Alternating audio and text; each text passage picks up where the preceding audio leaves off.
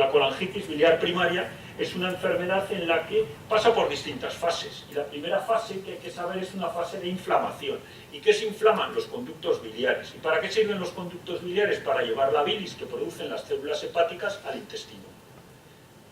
Esto es todo. Bien, ¿y por qué se destruyen estos conductos biliares? Porque hay inflamación. De ahí lo fundado que el término se denomine inflamación. Se denomina inflamación de los conductos biliares, por eso se llama colangitis. Y por eso han hecho bien cambiarlo. Y al principio es un proceso sin más inflamatorio. Después, ¿qué es lo que ocurre? Después lo que ocurre en la enfermedad es que esa inflamación produce una dificultad al flujo biliar. Eso se llama colestasis. La dificultad al paso de la bilis desde el hígado al intestino es lo que se llama colestasis. Entonces se acumulan los ácidos biliares. ¿Y qué les pasa a los conductos biliares? Que se destruyen. ¿Y por qué se destruyen? Porque están inflamados y porque además acumulan estos ácidos biliares que son tóxicos. Y eso lleva a una desaparición de conductos biliares, que las habréis leído en los libros, y se llama ductopenia, pérdida de conductos biliares. Y después, pero todavía no se ha llegado ni siquiera a la fibrosis. Después se llegará a la fibrosis y a la cirrosis. La ductopenia, después, esta inflamación persistente, esta pérdida de conductos biliares, lleva a la fibrosis y finalmente la cirrosis. Por eso, la evolución de la enfermedad, el camino que se recorre la enfermedad, la cirrosis es un estadio muy terminal. ¿Qué pasaba? ¿Qué pasaba? Pues simple y sencillamente que hace años, decía el doctor Royuela, de las series de cómo diagnosticamos ahora la colangitis biliar primaria, pero es que antes diagnosticábamos una cirrosis biliar primaria. Yo cuando recogí en el año 80 hace muchos años, en el año 88, 86, recogí la serie de la clínica Puerta de Hierro, que eran 50 pacientes, eran 49 pacientes, creo que la del doctor Parés era de 48, entonces yo me esforcé por tener un paciente más que el doctor Parés y publicarlo, pues si él tenía 47, yo busqué 48. Todos los pacientes eran sintomáticos.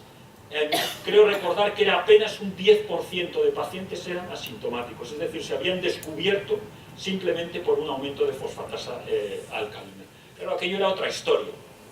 Y todo esto funda uno de los primeros avances, de los cambios que ha tenido la enfermedad, que es el cambio en la denominación. Y ha pasado de llamarse cirrosis biliar primaria a llamarse colangitis biliar primaria. ¿Y por qué es importante esto? Bueno, esto tiene más importancia de lo que parece, no es una mera cuestión semántica. Y es importante porque el nombre de colangitis está más próximo a la patogenia de la enfermedad, es decir, al origen de la enfermedad, cómo se produce, que lo que el término anterior. Sí que es cierto que es un término que tiene en sí mismo una tautología, es decir, dice dos veces lo mismo, porque hablamos de inflamación. Colangitis es una inflamación de los conductos biliares y luego la llamamos a la enfermedad biliar de nuevo. Decimos dos veces lo mismo, colangitis biliar. Bueno, que han tratado también de preservar el acrónimo, que tiene muchos años de recorrido, y que en España se llame CBP y en los países anglosajones PBC. Segundo, esto supone que insiste en el término de autoinmunidad, en el término de inflamación, y como saben, hay un gran avance en todo lo que es el manejo de las enfermedades inflamatorias en todos los ámbitos de la medicina. Por tanto, establece el foco mucho más en el origen inflamatorio del proceso. Y como ya he visto que han hecho en su página web, han cambiado ya el nombre en las asociaciones. En la página web le han cambiado la denominación a la enfermedad. Por supuesto que evita en el diagnóstico lo que es un estigma social, es decir, alguien que tiene una cirrosis, y ya lo ha dicho el doctor Royuela, tú te pones a explicar a una enferma que tiene una colangitis biliar primaria, y lo primero que echabas es 10 minutos haciendo un dibujito y contando que tenía una enfermedad en la que al final te decía, bueno, ¿y cómo se llama? Bueno, se llama de una forma, pero está mal llamada. Entonces, claro, dices a un paciente, tiene usted una cirrosis, pues lo primero, pero si estoy normal, si solo me han visto un análisis alterado, ¿qué les voy a decir de esto que ustedes no sepan? Lo siguiente que dice la paciente y los familiares es, no, si yo no he probado el alcohol. Y ya el resto del recorrido, pues seguro que tienen experiencias, todas en este sentido, que no voy a insistir. Segundo, una enfermedad con tan largo recorrido evita el estigma que tiene del mal pronóstico, es decir, se le está recordando al paciente cuando en muchos casos puede que nunca la desarrolle y en otros lo hará al cabo de 25 entre 20 y 30 años, en un intervalo tan grande, puede que haga una cirrosis, pero desde el primer momento se le está recordando durante toda su vida que tiene o que tiene algo que puede ser una cirrosis. Y por último, al cambiar el término, se habla más de inflamación, de lo que es la benignidad del proceso y de que, que hay que convivir con una enfermedad como todos los que tienen o tenemos que convivir con enfermedades crónicas. Cuesta asumir que uno tiene una enfermedad crónica y cuesta decir, bueno, no estoy totalmente sano, pero para eso está la medicina, para manejar y prolongar la supervivencia de todos aquellos que tienen o tenemos la enfermedad crónica que sea.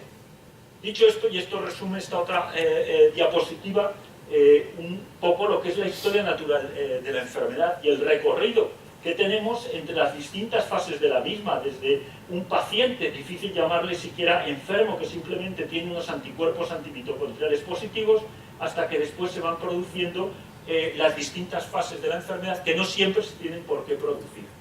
Vean aquí cómo evoluciona la enfermedad, y la enfermedad, a medida que pasa el tiempo, van desapareciendo los conductos biliares, y va aumentando el grado de colestasis y de forma paralela de fibrosis, es decir, de endurecimiento del hígado. Y aquí está la función normal del hígado, que también se refleja en la parte, en esta parte en verde de la diapositiva. Vean que lo que llevaría a una cirrosis, lo que es la insuficiencia hepática, solo se produce muy tardíamente en la evolución de la enfermedad. Sí que cuando se produce ya el pronóstico es muy malo y el paciente está indicado a hacer un trasplante, o ya es la parte última del proceso. Vemos que en una primera fase, repito, puede que solo sean los anticuerpos mitocondriales positivos. La mayoría de los pacientes se diagnostican en una fase asintomática hoy día, en el curso de una analítica en la que les ven un aumento de los parámetros de colestasis, esto es de fosfatasa alcalina. Después hay una fase ya más clínica en la que hay prurito, picor y una sensación de cansancio que no se ve tanto en los países mediterráneos como en los países anglosajones. Claro, como dice el doctor Parés, claro, si uno vive en Newcastle, pues ahí todo el mundo está asténico, porque claro, hay 4 horas de luz al día, está continuamente lloviendo. Newcastle está en el centro de Inglaterra. Entonces es un sitio muy triste, dice, bueno, allí tengan unas enfermedades biliares, autoinmunes o lo que sea, todo el mundo anda muy triste y es difícil allí valorar la astenia. Digo Newcastle porque saben que ahí hay un centro muy importante de estudio de la colangitis biliar primaria. Y ya finalmente empieza a haber aumento de la bilirrubina en la última en el inicio de la fase, en la fase en la que puede haber ya al comienzo de la insuficiencia hepática. La historia natural y este es un motivo de mucha esperanza, la historia natural en el siglo XXI de la enfermedad ha cambiado dramáticamente. El pronóstico es más benigno.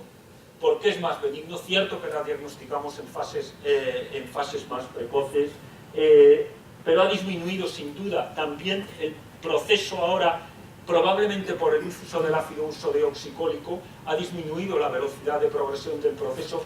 Es mucho menos frecuente como causa de trasplante en nuestro medio de lo que era al principio, pero también de lo que sería esperable de haber continuado la incidencia que había hace 30 años, y por lo tanto en conjunto la historia natural es mucho, ha mejorado durante estos años. Sí que mencionar, para que lo tengan, y voy a hacer referencia solamente a una que causa muchos quebraderos de cabeza, las 3 formas clínicas de la colangitis biliar primaria. Si vuelvo a decir cirrosis, pues me disculpan y ya está, porque también a mí me cuesta cambiar la cabeza en este sentido. Hay una forma que es la forma típica de la que acabo de hablar. Hay otra forma muy rara que es la variante ductopénica, es decir, que son pacientes que inmediatamente se ponen amarillos, se ponen ictéricos antes de que tengan, antes de tener cirrosis, y evolucionan muy rápidamente a la cirrosis. De modo que si en la forma típica la cirrosis puede aparecer al cabo de 15 años, en esta forma ductopénica, muy infrecuente, yo no la he visto quizá una vez. Yo creo que es más frecuente en países anglosajones y en los Países Bajos. La cirrosis se desarrolla a los 5 años. Pero una forma que no es infrecuente y que causa muchos quebraderos de cabeza son los síndromes de solapamiento. Es decir, ¿qué es un síndrome de solapamiento? Que lo habrán oído, se diagnostica y tiene un solapamiento. Entonces, ¿qué hacemos con el solapamiento? Y el solapamiento para acá y el solapamiento para allá. Yo creo que tampoco los médicos se aclaran muy bien de lo que es lo del, o qué pasa con lo del solapamiento, porque la guía europea de enfermedades hepáticas colestásicas y enfermedades autoinmunes es excelente, pero el doctor Royuela se sonríe porque si uno coge el documento que hay de la Sociedad Europea de Hígado sobre el síndrome de solapamiento y lee los casi 10 folios que hay, te los vuelves a leer, porque dices, bueno, ¿cómo han empleado 10 folios? Al final, ¿qué concluyes? No te enteras. No te enteras. Son series de pacientes y es más complicado. ¿Qué es un solapamiento? Un solapamiento es la combinación de dos enfermedades autoinmunes. Y lo que se solapa es el componente de hepatitis autoinmune. Es decir, está puesto aquí en la diapositiva, es un paciente que tiene cirrosis biliar primaria, colangitis biliar primaria, y se solapa con una enfermedad hepática o con una hepatitis autoinmune. Y esto de aquí es el solapamiento, que es un porcentaje bastante pequeño de enfermos, es un 20%. Y que cuesta diagnosticarlo, porque una hepatitis autoinmune clásica puede tener datos de lesión en los conductos biliares en el hígado. Sí que cuando hay un componente de hepatitis autoinmune, la velocidad de progresión, y esto lo veíamos en la otra diapositiva, hacia una fibrosis, hacia formas más graves de enfermedad hepática, es algo mayor que en la enfermedad típica, en la colangitis biliar primaria típica.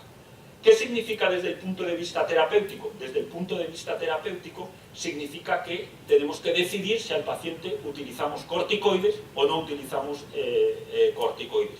Y eso es una decisión que hay que hacerla en base al valor de transaminasas, en base al valor de inmunoglobulinas y generalmente sustentado con una biopsia hepática, que cuando hay sospecha de una enfermedad, combinación de enfermedad hepática de colangitis biliar primaria y de hepatitis autoinmune, es necesario hacer. Bueno, dicho esto, ¿qué otros aspectos tiene de interés? Bien, vamos a hacer un poco de recorrido ahora hacia los pacientes que dónde está focalizado, dónde se centra la investigación y los estudios en la enfermedad. Y los estudios están fundamentalmente centrados en identificar a aquellos pacientes que tienen más riesgo y que tienen más velocidad de progresión. Y que tienen más velocidad de progresión porque empieza a haber, y de nuevo hay que hablar de una esperanza después de muchos años sin haber habido nueva medicación específica en el manejo de la colangitis biliar primaria. Hay nuevos medicamentos, hay terapias de segunda línea y por lo tanto hay que identificar a aquellos pacientes que tengan más riesgo de progresión de la enfermedad y que sean susceptibles de recibir estos tratamientos. Bien, se ha insistido mucho en si estaría... ¿cuáles son los dos extremos? Tenemos dos extremos en la enfermedad, la fase preclínica, es decir, la enfermedad tiene un componente genético importante y al tener un componente genético importante podemos, en el seno de un familiar o de alguien con una enfermedad hepática, con una enfermedad autoinmune de cualquier naturaleza, que le encontremos unos anticuerpos antimitocondriales positivos. Bien, ¿cuáles de esos pacientes evolucionan a la larga a una colangitis biliar primaria establecida? Bueno, el porcentaje no es desdeñable, pero la posibilidad de que esa enfermedad se agrave es muy baja. Ese es el mensaje. Por lo tanto, hoy día no está indicado a alguien que tiene anticuerpos antimitocondriales positivos el administrarle ácido ursodeoxicólico. Se necesitan estudios de cohortes, por otra parte, complicados de hacer para saber si el uso continuado de ursodeoxicólico previene el desarrollo de lesiones en el hígado. En el otro extremo del espectro las cosas están un poco más claras. Cuando empezábamos con el trasplante decíamos las enfermedades biliares son las que se trasplantan, porque son las enfermedades cuya historia natural se conoce mejor y porque sabemos precisamente cuándo es el momento idóneo de hacer el trasplante. Y si antes utilizábamos el principal índice pronóstico es el aumento de la bilirrubina. Y por no aburrirles, no he traído aquí la diapositiva original de aquello, de un señor muy listo que se llamaba Shapiro, igual que el que está en lo de Intercept haciendo el obeticólico, y que fue el que descubrió cómo el aumento de la bilirrubina se correlaciona estrechamente con el pronóstico en la enfermedad biliar primaria. Bien, hoy día, ¿cómo identificamos a los pacientes descompensados que van a necesitar o que pueden necesitar entrar en una lista de trasplante? Simplemente por el MEM, igual que en el resto de enfermedades hepáticas. Bien, y entre medias, ¿qué pasa? Entre medias, ¿cuál es el pronóstico de todo este grupo de pacientes que tenemos aquí? Los pacientes asintomáticos, los pacientes con enfermedad establecida. Pues el principal, que quizás es el principal mensaje de toda la charla, el primero que les he dicho de por qué es importante el cambio de nombre, y el segundo es ¿cuál es el principal marcador pronóstico actualmente? La respuesta al ácido ursodeoxicólico. El ácido ursodeoxicólico es el único tratamiento aceptado de la enfermedad. El ácido ursodeoxicólico, ¿saben cómo se inventó? Bueno, pues esto era, Federico, el año... esto era el año 80, porque estaba yo con mi jefe. Entonces, con mi jefe Escartín, entonces